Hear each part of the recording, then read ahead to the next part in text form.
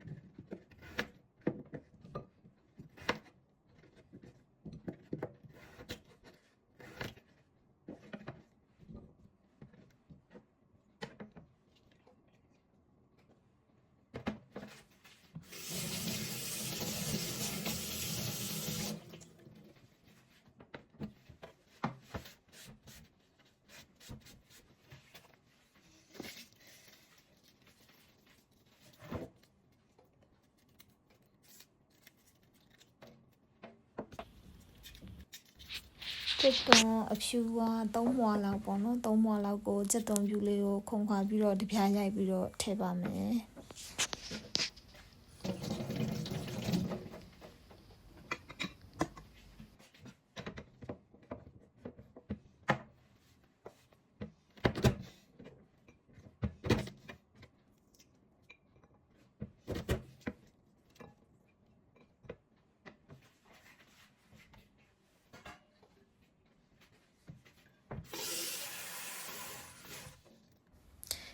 စက်သွန်ပြူလဲတပြားရိုက်ပြီးသွားပြီဆိုတော့ဒီမိုးကြောင်လေးကိုရေလေးနဲ့ခဏလောက်စိမ့်ထားမယ်ပေါ့နော်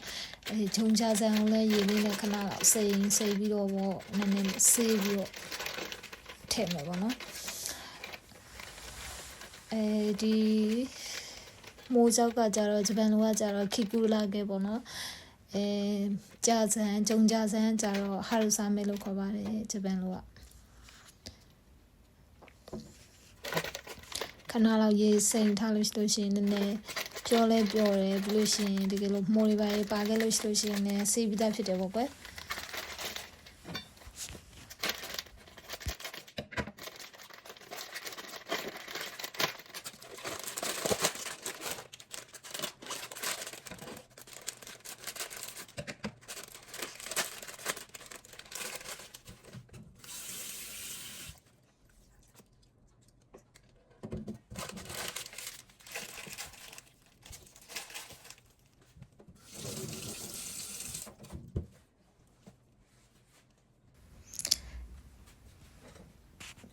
အကုန်လုံးလည်း ready ဖြစ်ပြီဆိုတော့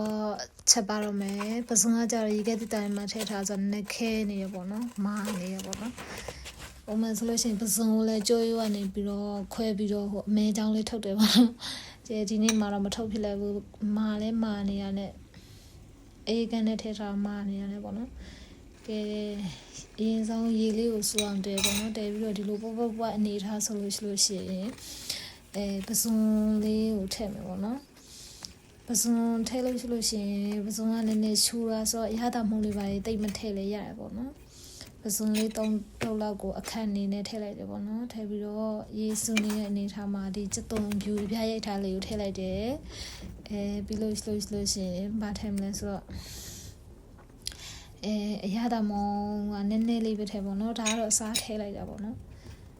အရသာမုံကပစုံထည့်ထားရဆိုတဲ့အတွက်နည်းနည်းလေးပဲထည့်ပေါ့နော်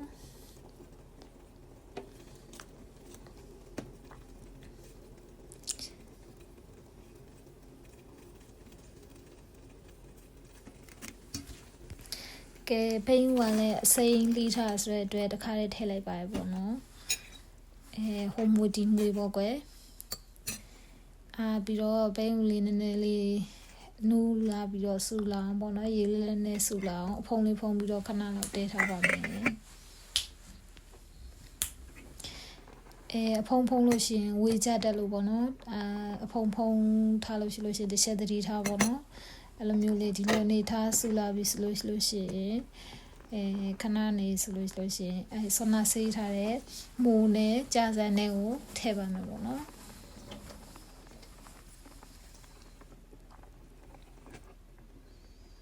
ကဲမိုးနဲ့ကြာစံလေးထည့်လိုက်ပါပြီထည့်ပြီးတော့ကြာစံနည်းနည်းရေးစိမ့်နာတိတ်ပြီးတော့မစိမ့်ပဲခဏလေးပဲစိမ့်လို့နည်းကြာစံလေးနည်းနည်းပြော့သွားတဲ့အထိတဲလိုက်မယ်ပေါ့နော်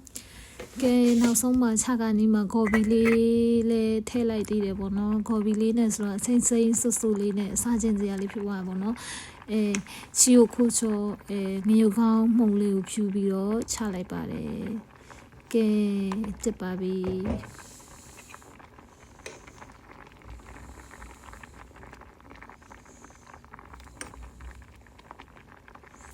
ပိန်းဦးလေးရလည်းအနူးမြန်နေပေါ့နော်တိုက်ပြီးတော့မတဲလိုက်ရအောင်ခဏလေးပဲအကြာကြီးတဲလိုက်ရမယ်လို့ထင်တာလေပိန်းဦးကိုအစိမ်းလှီးထည့်တာဆိုတော့လေ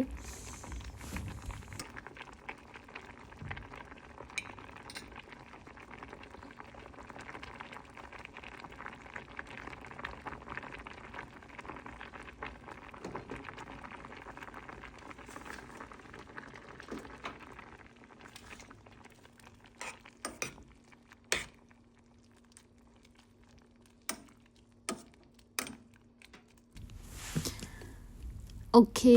ဒီခီယာကရီတက်ပါပြီကဲဟိုမွေဒီမွေဟိုပြဒီပြပေါ့ကွယ်ကဲသမင်းလဲချက်ပြီဆိုတော့ဟေးရေပူလေးနဲ့မနေ့ကချက်နဲ့ပေါ့နော်ငပိရလေးနဲ့စားပါတော့မယ်いただきますじゃあね